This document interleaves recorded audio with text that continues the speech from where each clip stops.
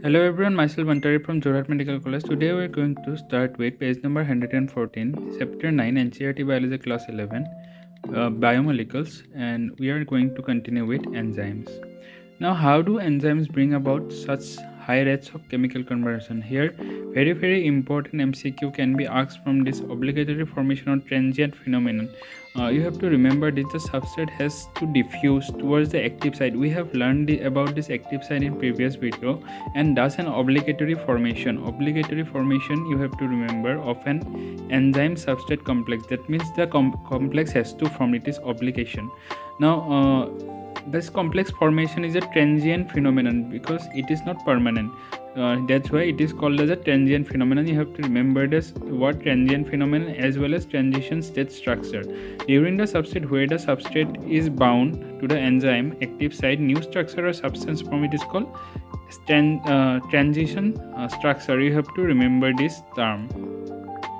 Now coming to page number 115, a very important diagram is here. You got this diagram in your chemistry classes, that substrate potential energy of the substrate is showing here and product is showing here. So substrate potential energy is more and product is less, so it is an exothermic reaction, you can see from this diagram.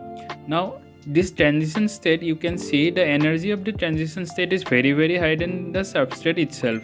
So it will be a high entropy state or high energy state, and it will be a temporary state. Now it is mentioned here. You have to remember this diagram. It will be helpful in your chemistry classes as well.